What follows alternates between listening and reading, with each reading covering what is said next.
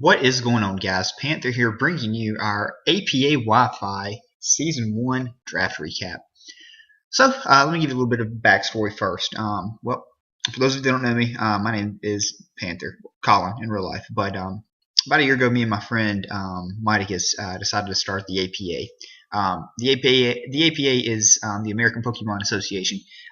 We started as a showdown league back in February of 2016. Have been going for 6 seasons strong now.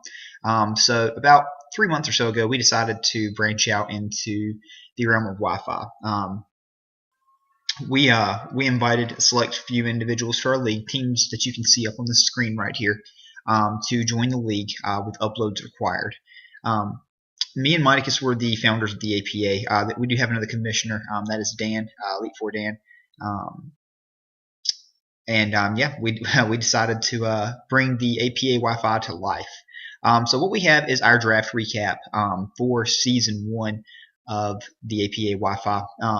We've participated in the Showdown League all 6 seasons. We'll shortly be entering its 7th season. We will continue to battle for that league as well. But this is the first season of the Wi-Fi here, so I'm excited to show you guys my team. So without any further ado, we'll just jump into our first pick here. So we ended up with a wheel pick. We had 12 coaches, 12 teams, so we didn't get to pick until the end of round 1 and had the first pick in round 2.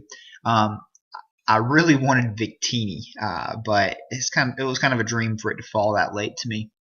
I think it was picked up maybe with the 8th pick or something like that.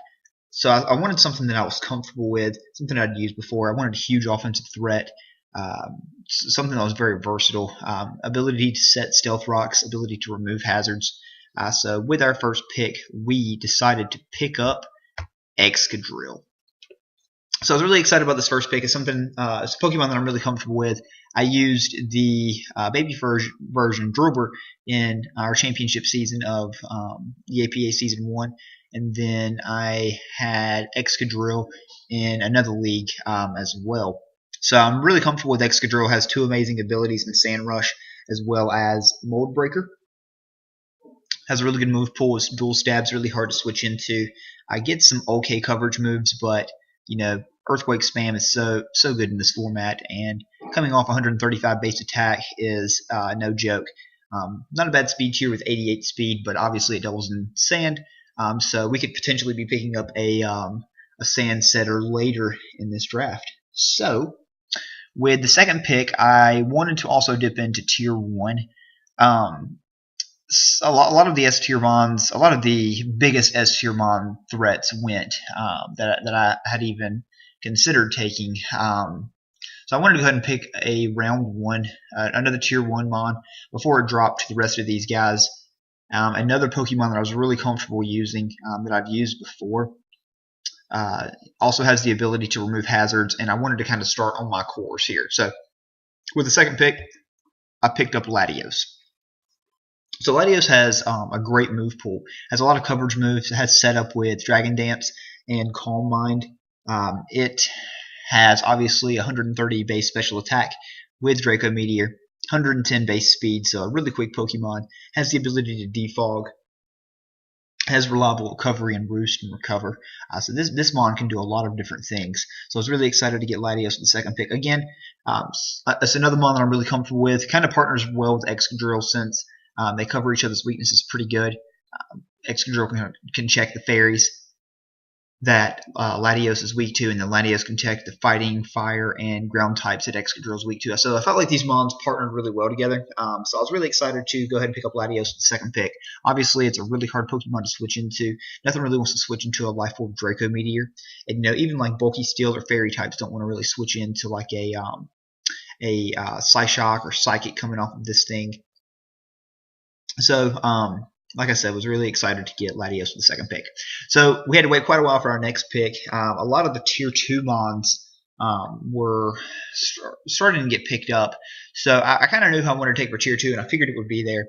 But tier 3 hadn't been hit yet. I knew who I wanted for tier 3.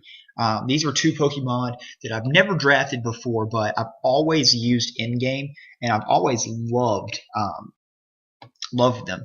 So with the third pick, wanted to go ahead and start on another one of my cores here. Picked up Arcanine. So Arcanine can do a lot of great things. It can be offensive. It's definitely more known for its defensive set with Intimidate. Has recovery with Morning Sun. Can roar, set up sweepers out. It can status. It has priority with extreme speed. It has a good move pool with Flare Blitz, Wild Charge, Close Combat. Can be special. Can be physical. So a number of different things that it can actually do. And with our fourth pick, we also dipped into Tier 3 and picked up Jolteon. Jolteon's a Pokemon that I absolutely love. Base 130 speed. It has some okay coverage moves, but it's more there as a pivot than anything else. What I really wanted to use this guy for was to pivot into my bigger offensive threats like Excadrill or Latios, and really just nuke some people. This team's going to be really offensive, if you can't already tell from the draft so far. I wanted to get the higher tier offensive threats and then focus on my defensive threats with my later picks. So again, we had to wait a while. With our fifth pick, it was like pick 60 some in the draft. We picked up Milotic. So I wanted to go ahead and dip into Tier 2 before this guy got sniped. Wanted to go ahead and try to complete my Fire, Water, Grass core. Milotic's another great Pokemon, a really good defensive Pokemon. It's a status absorber. So I really want to take advantage of that for some of my physical attackers that I'm going to pick up later in the draft, as well as my special attackers. So it can come in, it can absorb statuses, get the Marvel Skill boost, and it can just sit in and sponge hits for days. Milotic's a great Pokemon. I've never used it in League format before, but I know how threatening of a Pokemon it can be to face. You really have to be prepared to face it. Also gets access to Mirror Coat, so a lot of electric types are special attackers, so they really have to watch out because sometimes it can eat a Thunderbolt and can just fire back a big Mirror Coat and do a lot of damage. And then with the sixth pick, we chose to go ahead and dip into the S tier and pick up another huge offensive threat with Mega Pinsir. This guy with a Swords Dance under his belt is just threatening. Base 105 speed, I think it's 155, Aerial 8 boosted attack, has access to priority with quick attack, has return, has facade. So there's like a number of different things in this guy can do. Obviously, it's really weak to Stealth Rock, so I kind of planned to try to pick this guy up later in the draft when I picked up Latios and Excadrill, because I do have reliable hazard removal. So, Pinsir's a huge offensive threat, so I was really happy to be able to pick him up. Also another ground immunity too, because my team's a little ground with Excadrill, Jolteon, and Arcanine. So it's another guy that can take some ground hits. So with our seventh pick, getting later in the draft here, we decided to pick up Gourgeist. So we complete our Fire, Water, Grass core. I go ahead and dip into Tier 5 and pick up Gourgeist. None of the Tier 4 Pokemon really caught my eye, so I wanted to go ahead and pick this guy up just to complete some more of my defensive core Pokemon. Obviously, I do have the defensive Fire, Water, Grass core. But Gourgeist is a great Tier 5 Pokemon. I do have access to all of the Gourgeist, but obviously the Gourgeist Super is probably the most effective one. So again, another Pokemon with access to recovery. It can status with Will-O-Wisp or Toxic. It has Leech Seed, Destiny Bond, Priority Shadow Sneak. You can run a physical set. You can run a special set.